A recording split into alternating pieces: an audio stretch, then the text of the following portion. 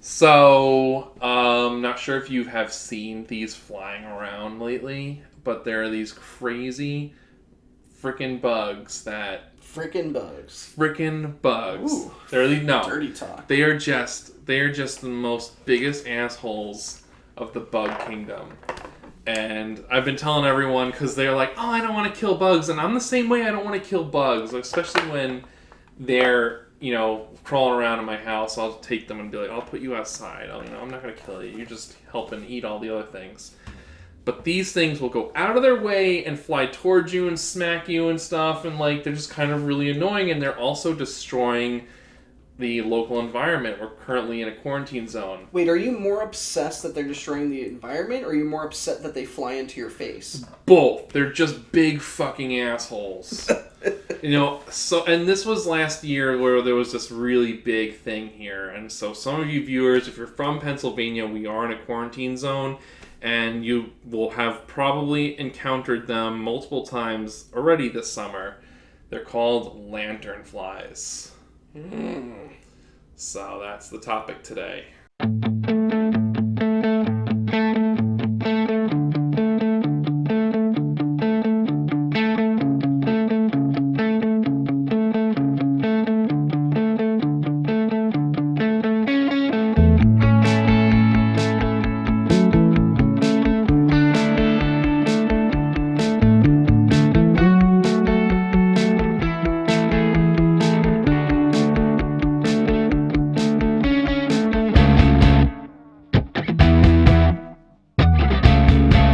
And welcome to Big Spoon.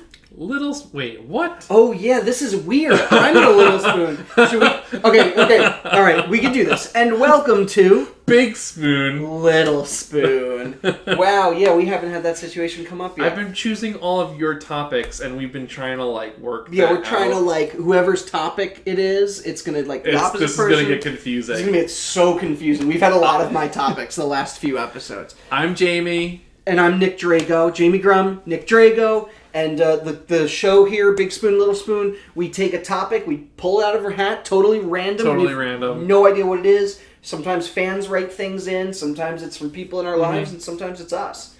And, we just talk about it, do a little bit of research, and... just trying to have fun. If we go off topic, it's all part of the show. If you like what you hear, you can find us on Facebook, Twitter. And you can find us on YouTube, which I always forget to say. Why do we not say YouTube? Watch us on YouTube. Okay, Twitter, we're gonna have to put it's a on thing. The box. It's gonna be in we the got box. it. Cool. You're It's good. on there. All right, so you know what? This is a topic that I know hilariously little about, and you seem to know a lot. So again, This is probably going to be more of a research-heavy thing because I need to do more. But so it interests me because there are these crazy assholes flying about that we have not seen until really recently. These bugs they start off as they look like weevils. If you've ever seen one of those, maybe if we can just plop on. What's a weevil? A weevil is this little bug that eats grains and crap. And they have a long nose looking thing. Yes, I know what you're talking about now. Yeah, and so they look like that in the beginning. So people will just mistake these little tiny bugs as just, regular, plant bug. But those things, they're everywhere. They're, black and white in the beginning. Some of them have a little bit of red on them. They get a little bit bigger, and they sprout wings. And they're called plant hoppers. I thought they were called lanternflies. That's the type of bug that they are, is a plant hopper. And they originated from, India and Asia. So they're an invasive species. But they've come here where there's no natural predator. Much like the Japanese beetle. I'm not sure if you know about the Japanese beetles, too. No. So another invasive species. If you know anything about them, though, reason why they're invasive species is they come in and they do what they normally do is eat stuff around the environment, but they go unchecked because nothing is eating them.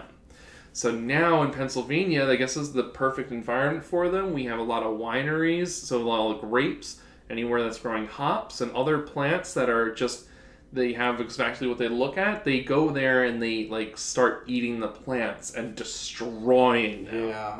And they fly everywhere and go and attack people. Not that they're really attacking, but they're just clumsy bugs that just go, you know what I mean, hit you. So, when when I first heard about this, it was basically like kill on sight. Like you see this bug, kill them on sight. Squish those motherfuckers. We don't want more of this. We don't want more of an epidemic like this.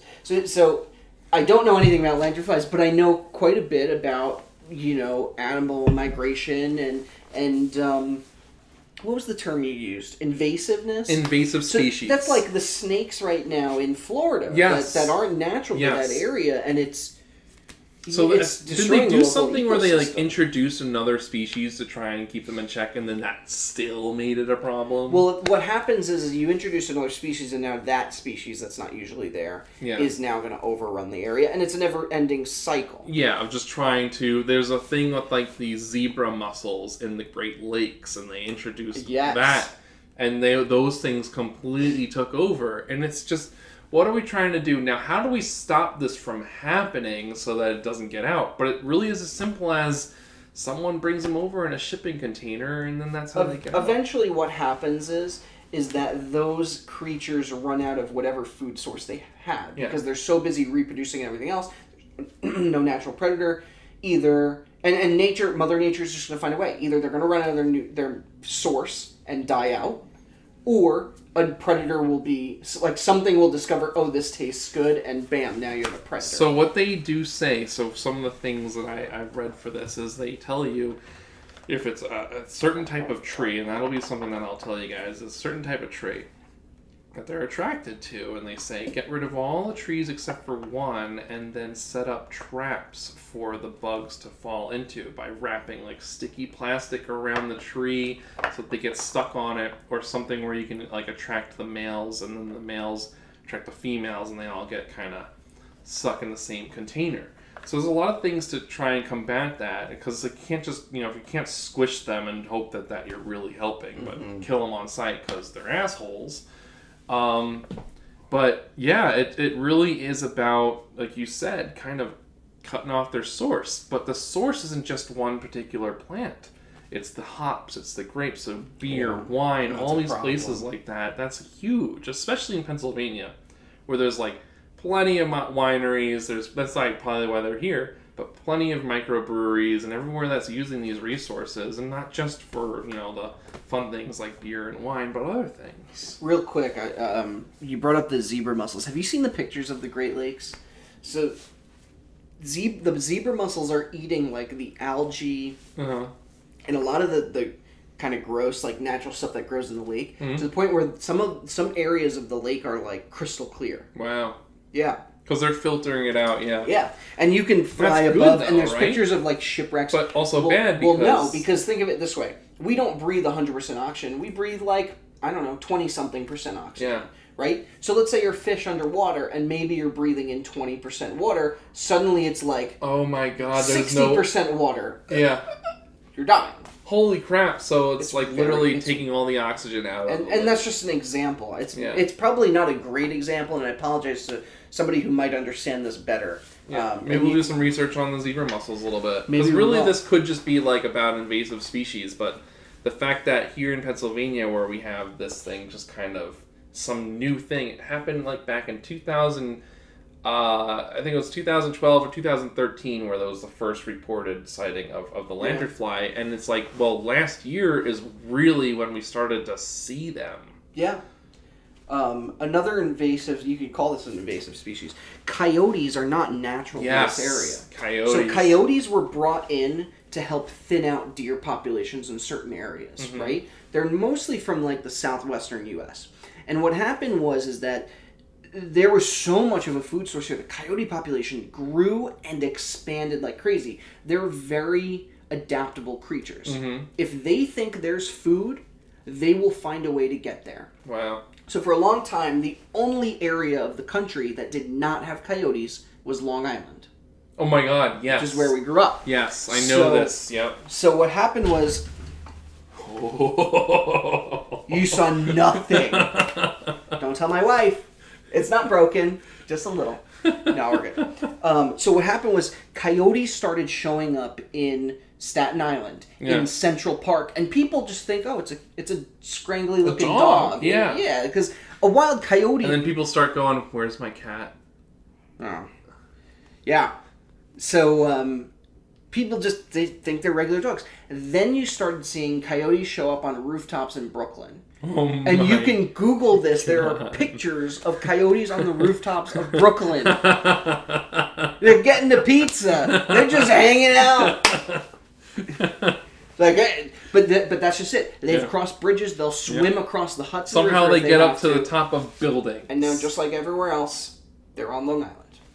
It's just how it goes. Goodness. So the lanternflies, I would think eventually either they're gonna spread somewhere else. They're gonna probably spread elsewhere. And that's why we have a quarantine zone. And Pennsylvania is really like that. So how do you quarantine that though? So some of the things that they say to do is so there's a law you're not allowed to bring firewood into the state from outside of the state. What? Yeah. That's just part of it. So there's other things you have to do. You're actually supposed to check your car before you leave to go to any other state, which most people don't do. And I doubt that one would really stay in your car like that. But yeah, you're not allowed to bring, so either you can't bring it in or you can't export. Can you? Stuff like Yes. that. So can you? You can't bring firewood from Pennsylvania to other states. Yes. Oh, then my family has been helping us spread the lanternflies. Again, it's like this. Just the chance. Good to know. This is the type of stuff that they're attracted to.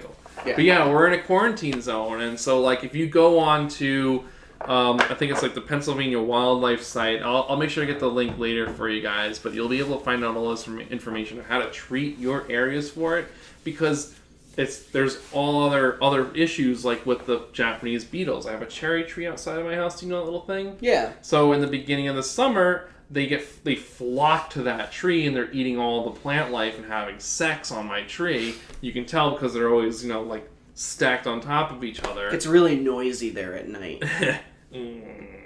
Anyway, why is the tree vibrating? I can take the tree though and shake that, and you see a cloud of Japanese beetles flying off it. It scared the hell out of Michelle's mom with that. Oh.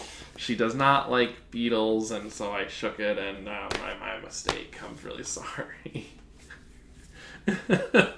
But yeah, it's just this crazy thing going on, and I just feel like it's kind of interesting to think about like how things can change so fast with just such a small little bug that you've never seen before. And maybe we could put a picture of it on there and just show like the actual look of the thing. It's just, you're looking it up right now? Yeah, let's see if we can find a picture. Because honestly, I'm not 100% sure if I've ever seen one. So I used to work, so we live in Pennsylvania, but we're in very different areas. Jamie's a little bit more north. He's got some country. He's got some woods and whatnot. And I wouldn't say I'm in the city. Yes, I'm within the city limits of Philadelphia, but it's more suburban here. But I used to work up in his area, and I'm not 100% sure if I've seen a lanternfly. And so I'd like to take a look just to oh yeah. Well, that's like, oh yeah. So I've the seen one you're looking these. at now, yeah, that's what I'm talking about. The red one, right, with the now white the red spots. one is they're morphing, so they're already changing to the environment, which is really scary because what will they become? This is crazy. Yeah, look at that like, ugly thing. I'm literally setting up a test drive, and we're getting a kid into one of the car seats to make sure that it fits and everything, and. This one bug literally flies right to us and is landing on the kid, and I try to catch it. They call it a plant hopper because they also just hop without even using their wings. So it'll just be like boink, boink. Crazy. And I can't catch the thing. So if you see it and you can be able to just stomp on it really quick, that's the best way. Otherwise you're gonna be trying to catch it forever. Do you know how many times a cricket can let me think here. How many times a cricket can jump without ever having to stop? That's like a thing. A cricket can continuously jump. I want to say anywhere from 30,000 times. What the? So I did the math, yeah. And I calculated how the average distance. No, it was the average time in which it takes a cricket to jump, 3 milliseconds, and essentially a cricket can jump for I want to say it was 2 days straight, if need be, without having to stop. Sorry, you just reminded me about that with your. That's click, kind of click, because like the thing like jumps like. I love math so much. I'm sorry, I love math. We're gonna do an episode of math. Yes. Let me get my Excel spreadsheets. Yeah, that's gonna be a fun one. I think I'm gonna need to do some research on this because. Okay, cool. Yeah, this is a good point to go off. I'd love to find out some more information to show you guys and just learn a little bit more about invasive species. So we'll take a break, and when we come back, we'll have some more info. See you in a bit. Hi friends, I'm Nick Drago, host of Sports with Nick Drago. Are you looking for a podcast that's going to give you all the sports news and information and just have a lot of fun doing it? Well, this might be the one for you. Sports with Nick Drago. We're on every Sunday, and you can find us on Facebook, SoundCloud, Twitter, and the YouTube. Just type in Sports with Nick Drago. That's me. We'll talk all about some sports. We'll have a little fun, maybe some laughs. You know how it goes. You can find us wherever you like to listen to your podcasts. And we are back. And I have to say, I still don't know too much about this, but I did learn some interesting stuff. Yeah, okay. So why don't we hear what you guys say? Okay, so essentially Pennsylvania in itself it's the top hardwood producer, but our grape, tree fruit, hardwood, and nursery industries in this state contribute $18 billion to the state's economy. Yeah. $18 billion. Isn't that insane? That is a lot. And so if this becomes, because they're not 100% sure if this is going to become an epidemic, it's growing, it's starting to hit other states now. It's bigger this year than last year. It's true. Yeah. It's starting to hit other states now, like Delaware and New York and Virginia. Yeah. So folks who live in those states too need to be aware of this. But you could essentially wipe out Pennsylvania's economy. I mean, not wipe it out, but stupid little bug. You are going to significantly hurt the economy of this state. Yeah. And it's just wild. What they think is that because temperatures have been warming the last few years, it's harder for them to die out. Where typically in a hyper cold winter, they just wouldn't survive. And we did have back in like 2013 and 14, I believe it was, we had some pretty hard winters. And they still didn't die off from when we first spotted them. We're also not the only country who's experienced this. 2006, South Korea had the same problem. They got the lanternflies too. Yeah. But we're all the way over here. And it's just, it's wild that all it takes is just one fly and to drop down some eggs, and you have these issues. So on my research side of things, I literally went directly to the Pennsylvania Department of Agriculture site. So agriculture.pa.gov, and you can look them up on there. So if I just go quickly over it, just to see, spotted lanternfly is an invasive species native to China, Bangladesh, and Vietnam. And in 2014, it was found in Pennsylvania. Now that might be wrong for me with the 2012. So 2014, found in Pennsylvania, has since spread to 14 countries, which are counties that are now quarantined. Yeah. And there's even a map on there that can show you how it's slowly spreading. Yeah, so it's basically the very bottom corner of Pennsylvania there. It is slowly spreading. For those watching our YouTube video, you can see that. That's wild. Yeah. So they do say if you see a spotted lanternfly, it's imperative to immediately report it online or via phone by calling 1-888-4-BAD-FLY. 1-888-4-BAD-FLY. Especially if you are not inside the quarantine zone. Wow. Oh, man. 4-BAD-FLY. 4-BAD-FLY. Call that number. Call it. Oh, my God. So, what else? This is crazy. Kill it. Is that what it says? Smash it. Is that literally what that article says? Just get rid of it. In the fall, these bugs will lay egg masses with 30 to 50 eggs each. These are called bad bugs for a reason. So don't let them take over your county next. They say here, I'm sorry to go through all this, but this is actually some important stuff. The spotted lanternfly causes serious damage in trees, including oozing sap, wilting, leaf curling, and tree dieback. In addition to tree damage, when spotted lanternflies feed, they excrete a sugary substance called honeydew that encourages the growth. It's their poo. It's called a honeydew. I mean, the fruit is kind of poo too, but. But it encourages the growth of black sooty mold. This mold is harmless to people, however, it causes damage to plants. In counties infested and quarantined for spotted lanternfly, residents report hundreds of these bad bugs that affect their quality of life and ability to enjoy the outdoors. And so, scrolling through here, this is the stuff they say. They threaten billions of economic impacts, which we were going over, and hundreds of thousands of jobs for those in the grapes, apple, hops, and hardwood industry.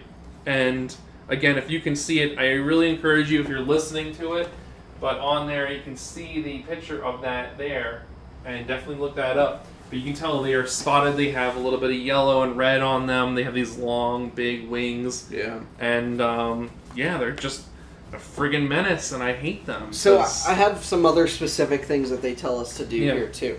So from October to May is when they're really like laying eggs and whatnot. Yeah. You're supposed to scrape them off any surface you see them on, double bag them, and toss them right in the garbage. Yes. You can scrape them directly into a Ziploc bag of alcohol or hand sanitizer, and that'll just kill them. You can also remove their host trees, which are like Chinese sumac trees. And they're also called trap trees. And so the reason is that before it lays eggs, it goes to this trap tree and it eats. It's supposed to eat and then go off and lay its eggs. So what it says is you can wrap it in like these sticky bands so that when it comes to feed on the trap tree, I guess you're turning it into a trap tree. I apologize for my terminology. But it's the Chinese sumac, you said, right? The Chinese sumac is the tree. It has the official name here. I'm not going to try and read the Greek name. The Latin name, but I am Alanthus altissima. So if you have one of those, wrap it in something sticky. Altissima. Wrap it in something sticky. They'll come to feed. They'll get stuck there, and then they'll die. And you can also treat them with pesticides from the months of June through August. There's tree injections and bark sprays. That's all recommended. Yeah, and they also do this for the Japanese beetles too.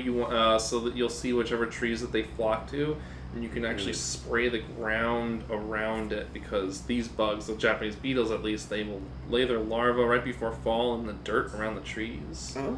So that's another bug if you want to try and get rid of those if you have them in your area. But yeah, that's. It also says that the best drugs to use are neonicotinoids, pyrethins, and organophosphates. Those are the most effective. Apparently they're attracted to spearmint oil. Oh. So you can use that to attract them and kill them, or just don't have spearmint oil, otherwise that's going to attract them. They also found that a parasitic wasp, remember when we talked about the jewel wasp? Oh, that's crazy. So parasitic wasp can parasitize up to 69% of lanternfly eggs in China, this. And is a candidate for biological pest control in South Korea. So biological warfare against the lanternflies. The wasp squad. So, wow. So a lot of interesting facts there. Some ways in case you live in those areas and you want to help fight the epidemic of the lanternflies. You now have some options. I kind of feel like that this was a PSA now. I officially work for the Pennsylvania Board of Bug Control. That's a thing. That's a thing. I don't know. All right. Well, yeah. I mean, it became a very much informational thing, which is fine. Yeah. I learned. I knew nothing about this, and now I feel like I know more than enough about kill them. this. Just learn about them and then kill them. To help you, because you said you were upset that they fly in your face. Maybe like a mask or something, like a face mask. Yeah. Like you just walk around with like a goalie mask or something all the time. You're set. I'm not gonna do that. Why? I don't want to wear a goalie mask? Maybe people will be so afraid of you that they'll just buy a bunch of cars from you, and you'll be sad. This dude's crazy. I'm gonna buy a car from him. Mm-hmm. It's gonna work. I'll just be like, it's for the bugs. Kill the bugs. Yes, but please kill them. If you guys have any more information you'd like to share, please reach out to us on Facebook, Twitter.